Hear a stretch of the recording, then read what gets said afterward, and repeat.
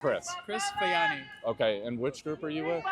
This is the Coalition Against the Trump Agenda, but I'm with the Chicago Alliance Against Racist and Political Repression. Okay, so maybe just a few basic questions and then Sure. thank you so much for your time, Sure, by the way. Okay. Okay, so Coalition Against Trump is like a broader umbrella organization with a number of other groups underneath. Yeah, so a lot of the groups that came together for the March on the DNC, after the Democrats lost the election, we were like, our new primary enemy is Trump and the Republican Party. And so we created a new coalition, a lot of the organizations from the March on the DNC, and some new ones to organize against the Trump agenda. And so this is one of many efforts. Okay. And then from your perspective, like, we obviously saw a lot of energy kind of opposing Biden Harris foreign policy and so forth. Yeah. But do you think like the movement has changed quite a bit now that Trump is in office? We know there's like a lot of political repression going on right now.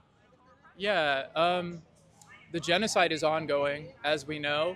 They would like for it to continue in the background, but that's still happening.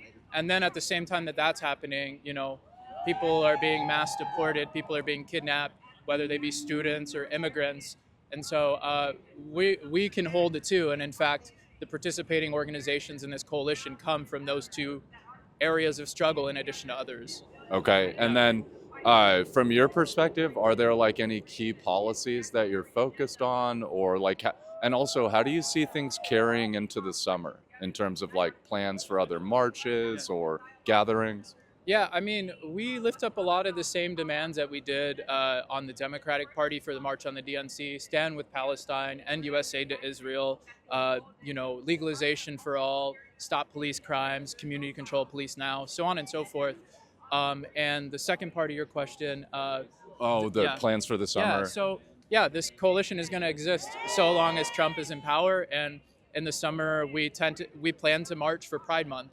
I don't have all the details on it yet. And then as things come down the line, if there are attacks, we'll mobilize quick response, so on and so forth. Okay, and Pride is in June? June, yeah. Okay.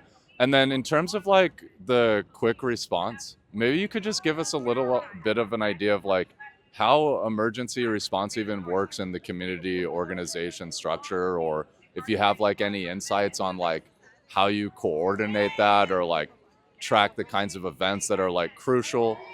Yeah, I would connect you with, we have people in the immigrants' rights work that literally do that work if you want to talk to them. But in terms of our coalition, like a good example, granted this was March on the DNC, but we learned that Trump came to the National Association of Black Journalists conference, which was in Chicago.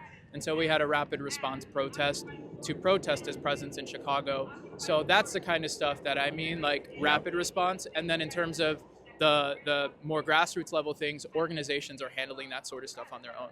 Okay, But that's we're awesome. Cross-coordinating, yes. Okay. Yeah. And then we saw this local outlet called Chicago Contrarian that's on Twitter. They said there was only 2,000 people at the march on Thursday. That's insane. We were there. That's insane. We actually walked the whole thing. Yeah. I've heard different numbers between 30 and 50,000. I think 25 to 30 is reasonable. But like, how do you deal with the kind of security and safety and the issues that come with nefarious actors projecting onto the movement? They're always going to do what they do, and I kind of see that the degree to which they do that speaks to how far along we're coming, that they have to acknowledge us and respond to us.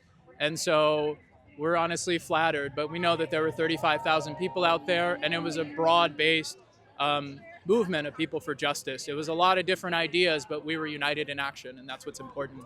Okay. Also, like, I know Trump has been making like so many decisions so rapidly. Is it hard to like keep up with how it's affecting the communities that you're focused on, or have you kind of thought about like how that will evolve? Because I mean, the first 100 days had like hundreds of executive orders, and we still have like 3 years and 9 months, I guess.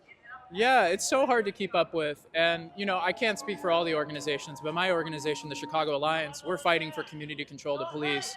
And in our view, these things are coming, definitely, but we have to stay the course and stay focused on what we're trying to do and not get caught into spontaneous responses, because ultimately it's the police that's doing these deportations or collaborating with federal agencies to do these deportations. It's the police that's killing people. And so we have to focus on what we're trying to do to keep that from happening.